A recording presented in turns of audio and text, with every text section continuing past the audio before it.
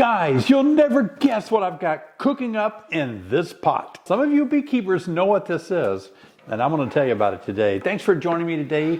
I appreciate you stopping by my channel today. You know, when I was a kid, I loved playing with wax. My mom would have candles around the house, you know, and I always played with her candles. She'd get so mad at me. I would poke little holes in them and make the wax run down onto the plate that candle was on or something. I'd stick my fingers in there and get wax on my finger. It was hot, but I didn't care. I liked playing with wax. Well, today, look at this, 100% pure beeswax. And we're melting it down today. I'm going to show you a neat little trick. As beekeepers, we have a ton of wax, don't we? We get our wax from cutting the cappings off of our honeycomb and out of our honey frames. That's just such pure wax. Doesn't have a lot of the cocoons in it like your brood frames would have if you try to melt those brood frames down. It's terrible. But this honeycomb wax, honey frame wax are just beautiful. And I've always saved my wax, cleaned it up and used it for a lot of different purposes. Look at this. I even poured this in just a regular cup and it made it into just a cup of wax that I can use later, melt it down. I could put it in here and melt it down. But there's molds you can buy and you can actually make beautiful molds to put your wax in. Get this, a lot of people buy wax. They use wax in a lot of different applications. And if they find out you're a beekeeper with a wax, a lot of people want to buy wax.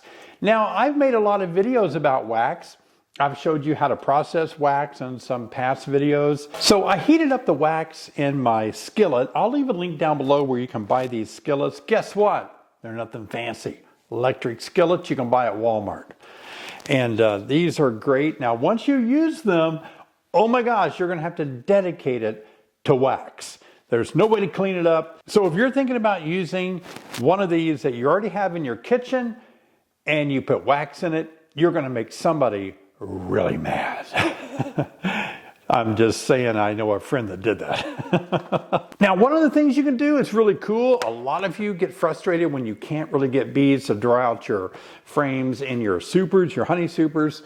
Well, that's because I don't feel like there's enough wax on here. I did an experiment here on YouTube. You can watch my video where I actually took these and tested them. Took one that was not coated or just factory coated, and I took one where I added wax to it, and I put them all in the hive at the same time. The ones that were coated were drawn out 2 weeks faster than the ones that just came factory coated. So I want to show you guys how you do that. You just take the wax, melt it down. Now it's good if you can make it a little tacky. That's the key. I'm going to show you some other things to do with wax. But if you make it a little bit tacky, you know what tacky means? It means that once you make your wax liquid, you wait for it to get a little bit kind of solid. Not solid, but it starts to cool down enough where it's not extremely hot. If you put it on here when it's too hot, it's going to run off. And, you know, it's just not going to be any good for you. But get it to where it's a little tacky. This isn't bad. And you want to take a dedicated paintbrush. Just buy a regular paintbrush somewhere. I've got a small one here, so I didn't waste a lot of money. But just kind of get some wax in your paintbrush like this and just start waxing it on. Look at that. Oh my gosh. That is so cool to see, isn't it? And just start adding the wax to your frame. Now, a lot of people ask me, when you add wax to a frame, how much do you put on? It doesn't take much at all, actually.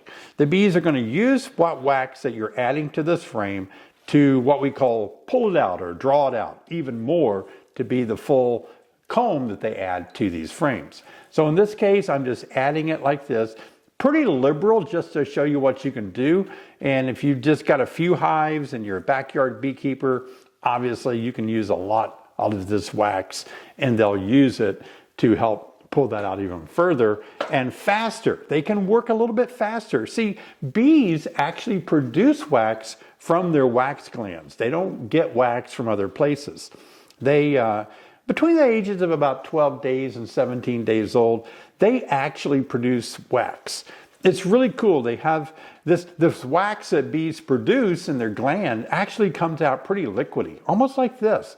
And it kind of goes out on a plate on their body. and it starts to dry and harden, and they keep adding more wax until they make a flake. They have a wax flake.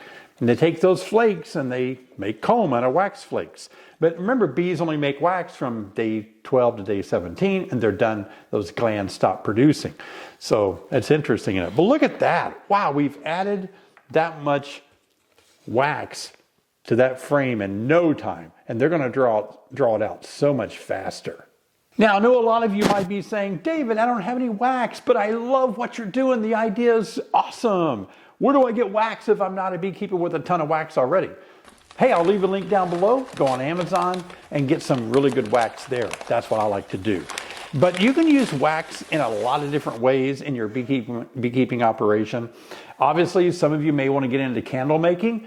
And we do that. We've made a lot of candles and had a lot of fun making candles, a lot of different ways to make candles with beeswax. Some people actually say that candles made out of pure beeswax is better for you. It doesn't have additives. It doesn't seem to make people have allergic reaction to candles that may have some perfumes in them or other stuff in them. But candle wax, they say it's just better to breathe that air, I guess, than, you know, that's what people say.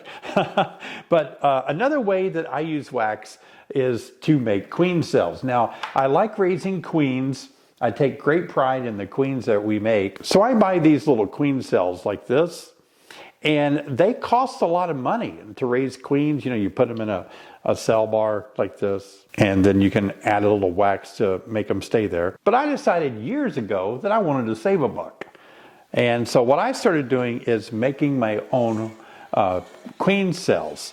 Instead of buying the plastic ones and raising queens out of those plastic cells, I decided I would just make my own. And so that's one of the reasons I actually bought this particular skillet that I could put wax in and melt wax down.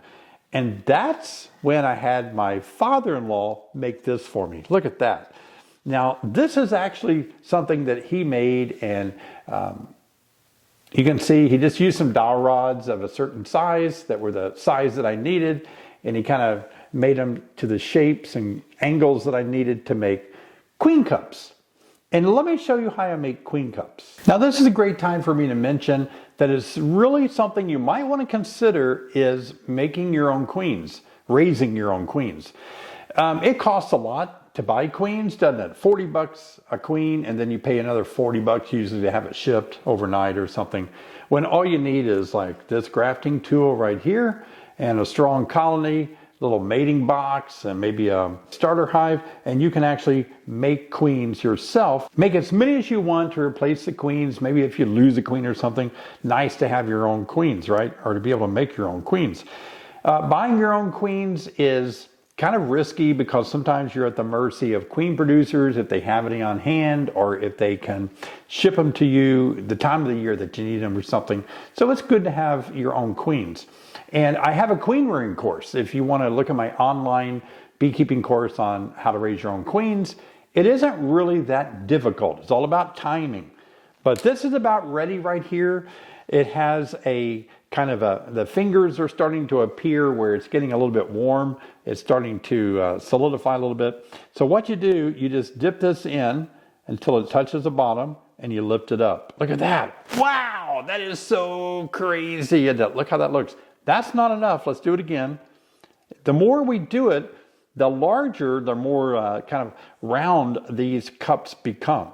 And when they cool off, we'll just twist them off the ends. So we're actually putting several coats of wax on these cups like this until they start to really shape up. Look at that. Isn't that amazing? These are queen cups that we will actually graft larvae into and raise queens out of these queen cups. We didn't have to buy them. And you know, beekeepers are resourceful. You've heard me say that time and time again, how resourceful beekeepers are. This is a way that we can save some money because I'm telling you, those plastic queen cups are pretty darn expensive. Now, what I actually do when I'm making a lot of these at one time, I actually dip them in cold water. I actually have a tray of ice water, and I'll dip them in the ice water and kind of slosh them around, and that will harden these, and that way they come off really easily. Look at that little queen cup that we've made. Just grab a hold of it and do a little twisting. Voila, look at that. Wow, I'm making queen cups, people. Look at that. Oh my gosh. This is so cool. Isn't that just so fun? You know, I mean, this makes you want to keep queens if you can do something that easy. Look at that. Wow, it just keeps going. We can just keep making these all day long. Then you might be thinking, well, David wants you to make these queen cups. I don't get it. How do you make them stick to anything? You know, like the plastic ones you buy, they actually come with a little knob that you can push down in your cell bar like that. And they're there. You can see one sitting there. Well, these aren't that much different. I dip them in the wax, get a little wax, wet wax on the bottom, and then I just gently push them and the wax dries. If I want to, I can get a little more wax, just like welding. I can weld a little wax around the base of them, but they're kind of pointed on the end anyway, and they do kind of sit gently in that little groove until it hardens up like that. You can keep putting those in there. And then when you get ready to do your graft of your 1-day-old larvae, then you can just use your grafting tool, pick up a larvae and put it in there, drop it off, put them in a starter nook or a starter hive, and then start raising your own queens. Again, this is a really fun thing to do. I think when I first started beekeeping, guys, I started because I really thought I could make a living selling honey. I could have pursued that, but I quickly learned that to make the kind of money that I needed to raise my family, I was going to have to sell a lot of honey. And that was going to be a lot of work. And so that's when I kind of started searching and researching and found out that I could raise a queen. So one of these cups, I could start raising my own queens. So one of these little queen cups I could put on my cell bar, graft into it from my own hives out of strong colonies, and I could start making money selling queens.